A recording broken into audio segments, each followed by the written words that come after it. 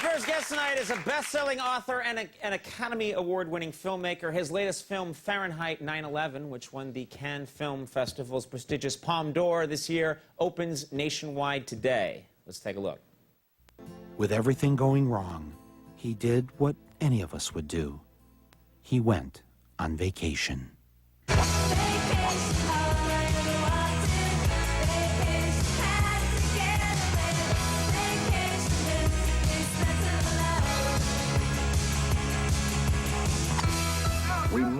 That guy's got a sweaty back. Please welcome Michael Moore.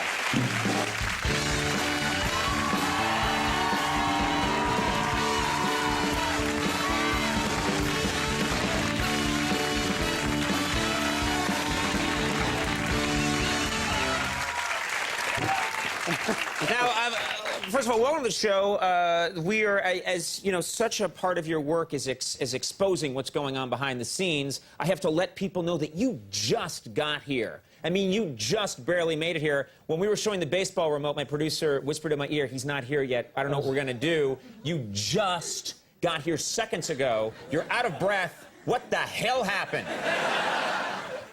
I was doing my aerobics and my Pilates. Yeah, very good. Wow. No. It takes a while to put away the ropes and pulleys, right? You know, the problem with this is that I didn't put any actors in my movie. Right. So I have to go around on opening day to day and do the everything, show. Right, Yeah, everything yourself, exactly. Next time, I've got to get a few stars. You know, somebody can do Letterman. Somebody can right. I'll do you. Right, thank you very much. I'll do you anytime. So you're not getting, you've tried to get the Halliburton people out there to promote this, and they're not Halliburton executives will not right. come out. The Enron guys almost had them. Right, almost had Enron, but... yeah, because they like to do talk shows. It's fun. Yeah. Now, often when a film that has a lot of attention is opening, there's what's called a White House screening, where the director's invited to show it at the White House. Are you holding out for that? Any chance that's going to happen? We've offered that. You've offered a White House screening. And in fact, my first film, Roger and Me, did get a White House screening. His father asked to see the movie in the White House. Actually, they took it to Camp David. Right, right. So you don't think that's happening this time? No. You think maybe you'll get an IRS audit instead? Is that...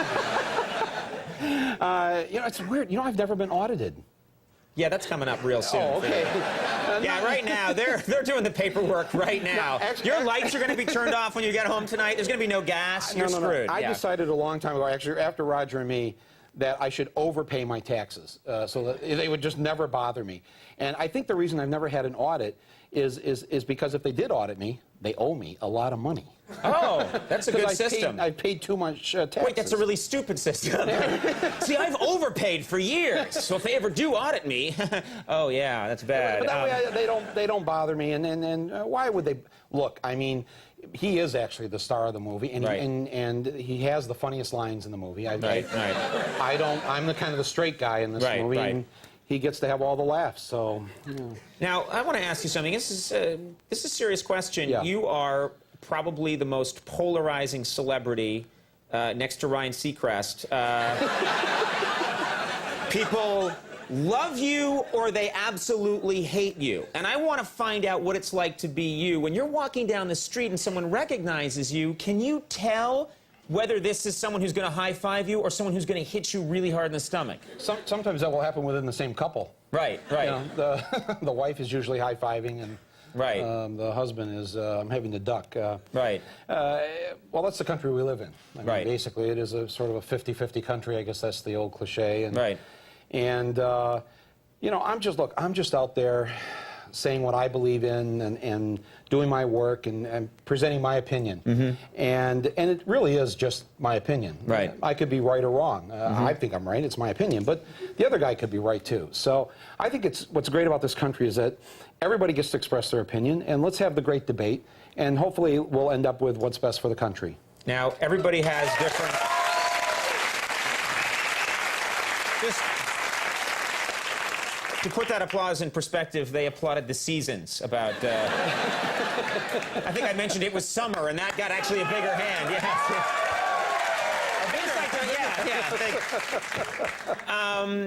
There's many people are talking about many different things strike them in the movie. Something that struck me because I work in television is there's a segment of the movie where you are showing what's called the sort of the raw feed of Colin Powell and Wolfowitz and Rumsfeld and a bunch of these people just as they're about to go on television, and they're being made up. Right. Makeup's being applied and their hair's being done. And I was watching that and I was thinking, what are you trying to show with those images? I decided to begin the movie by showing the cast of characters, Bush, Cheney, Wolfowitz, Rumsfeld, being made up as if they were putting their game face on. These are actors on a stage getting ready to go out and say their lines. Right. And because so much, in my humble opinion, what's come out of them has been fiction, they are sort of actors in a play, in a fictional play.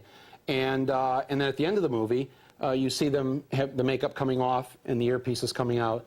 And they're sort of bookended, and it's just kind of my poetic way of making a film. But I'm not criticizing them for wearing makeup, although there is the shot of Paul Wolfowitz spitting, I guess, licking his comb, to do his hair, and then his aide sees a few hairs out of place, so his aide then licks his own hand and licks and puts it over Paul Wolfowitz. It just made me love the guy. I like a head of hair that's in place. But that's my politics, in my opinion. It's all about hair. It may come down to that in November. Well, you know, well, let's talk about that. You are clearly, it's very important to you that, and everyone has a different opinion, but very important to you that President George Bush not get a second term. But that he not get his first elected term. Correct. Okay, very nicely done.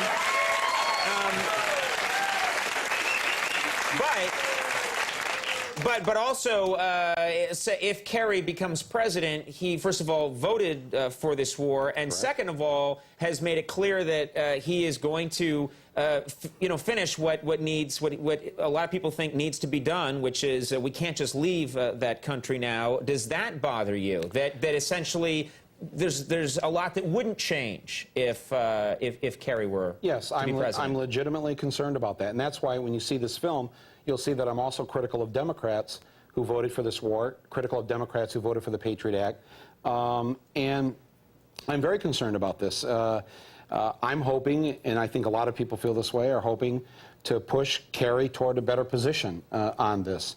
And is your opinion that the better position would be withdrawal of troops? Is that even possible at this point? Yeah, it's possible, but clearly there needs to be an international force there, but it has to be one that the Iraqis want there.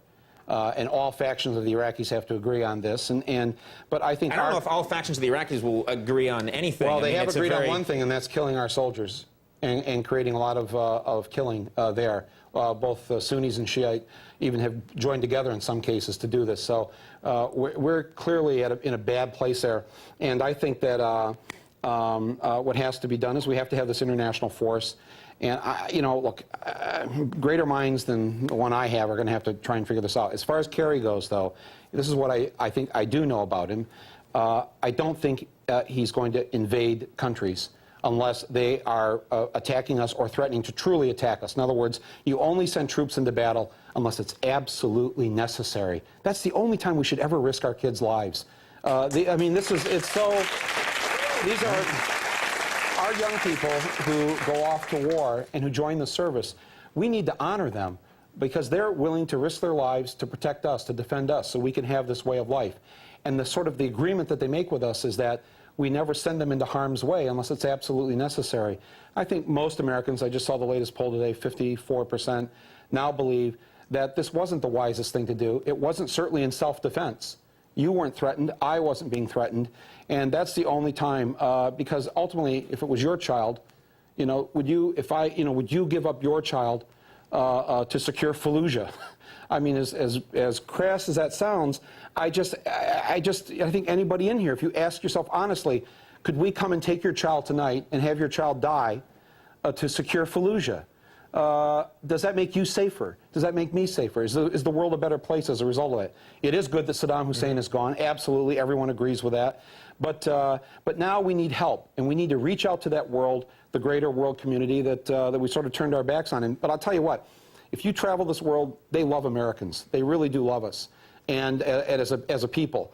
and their hearts poured out to us after September 11th. And I think that goodwill is still there. And we need somebody in the White House who's going to go after those people and say, you know what, there's still a good reason to like us. We like you. We like being in this world, and hopefully we'll have a better world as a result of that. Well, I will say this, and that I went and saw the movie night before last, and last night I was walking down the street and I was talking to my college roommate. We were going to dinner, and we started talking about the movie and arguing different points. And then we were joined by someone on the street who started arguing with us too. And I thought, you know what? This isn't the worst thing in the world. You know, I don't know if that. I mean, no, this is no slam, but that's not going to happen after people see white chicks. You know, they're not going to be like, no, they could be chicks.